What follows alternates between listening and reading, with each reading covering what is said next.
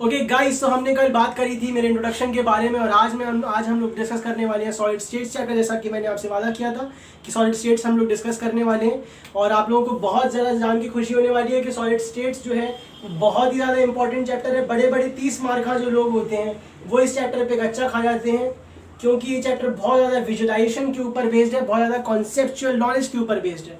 तो पहले हम बात करने वाले हैं स्टेट्स ऑफ मैटर की, कि कितने स्टेट्स ऑफ मैटर हमारे पास एक्चुअली में होते हैं। पहले हमें ये जानना जरूरी है, तब तो हम सॉलिड स्टेट के बारे में कुछ जान पाएंगे। तो चलिए बात करते हैं पहले स्टेट ऑफ मैटर की। So primarily states of matter में we have got primarily 3 states of matter: solid, liquid and gas. These are the primarily 3 states of matter जिनके बारे में हमें बात करनी होगी। लेकिन इसके अलावा 2 स्टेट्स और होती हैं इनके बारे में हमें बात करनी होगी। वो है बोस-आइंस्टाइन कॉन्डेंसेट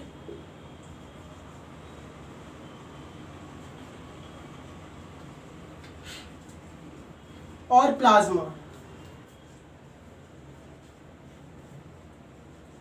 ये 2 स्टेट्स जो है ये अभी अंडर रिसर्च है, इनके बारे में ज़्यादा लोग नहीं जानते हैं। लेकिन बस इतना बता दूं आप लोगों को जानने के लिए कि एक हमारे साइंटिस्ट हुए थे बोस बोल करके और एक हुए थे आइंस्टाइन बोल करके। दोनों जब आपस में मिले बड़े बड़े साइंटिस्ट, तो उन्होंने एक स्टेट ऑफ मैटर डिस्कस की जिसका नाम था बोस-आइंस्टाइन कॉन्डेंसेट। और एक ये तो प्लाज्मा के बारे में आप लोग सब जानते हैं, प्लाज्मा टीवी वगैरह के बारे में आप लोगों ने सुना ही होगा। So firstly what we are going to discuss about is solid state, liquid state and gaseous state. तो सबसे पहले इतने को कॉपी कर लीजिए और इसके बाद फिर हम लोग इसको इरेज करते हैं और हम बात करने वाले हैं सॉलिड स्टेट, लिक्विड स्टेट और गैसियस स्टेट के बारे में। ओके, तो जब भी मैंने आपसे ये वाली बात बोली कि सॉलिड स्टेट का मतलब क्या होता है, तो हम लोग ये वाली बात समझते हैं कि सर कुछ ना कुछ सॉलिड हो, कुछ ना कुछ ठोस हो, लेकिन हमें उस चीज़ की एग्जैक्ट डेफिनेशन नहीं मिल पाती है कि सर सॉलिड को क्या बोलें, लिक्विड को क्या बोलें और गैसियस को क्या बोलें। तो अब हम आपके सामने एग्जैक्ट वर्ड्स डालने वाले हैं इसके वजह से आपको समझ में आ जाए कि सॉलिड का मतलब ये होता है, लिक्विड का मतलब ये होता है, गैस का मतलब ये होता है। जरा देखिए यहाँ पर ध्यान से, सॉलिड यानी कि वो सब्सटेंस जिसकी इंटरमॉलिक्यूलर स्पेस जो हो वो मिनिमम हो और इंटरमॉलिक्यूलर फोर्स जो हो वो मैक्सिमम हो। बस इतना याद रखना है। इंटरमॉलिक्यूलर स्पेस जो हो वो मिनिमम हो और इंटरमॉलिक्यूलर फोर्स ऑफ अट्रैक्शन हो वो मैक्सिमम हो।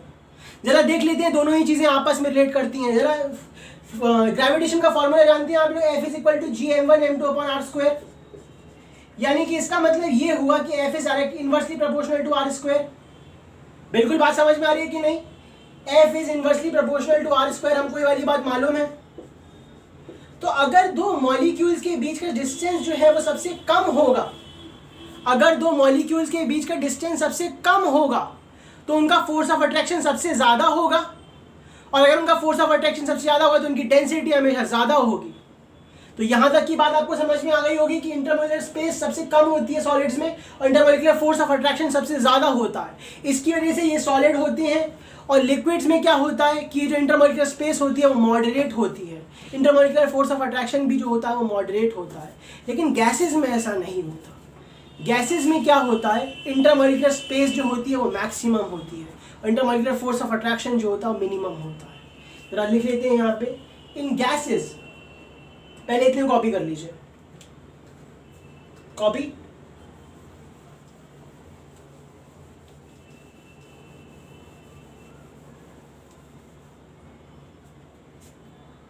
Now what we are going to discuss about is gases.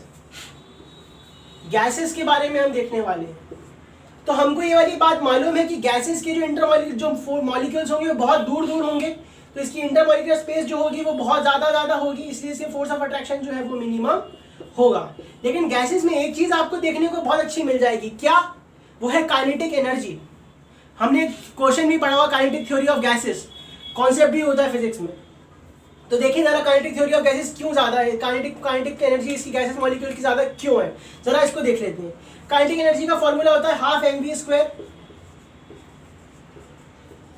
mv², यानी कि काइनेटिक एनर्जी जो है वो डायरेक्टली प्रोपोर्शनल है v² के।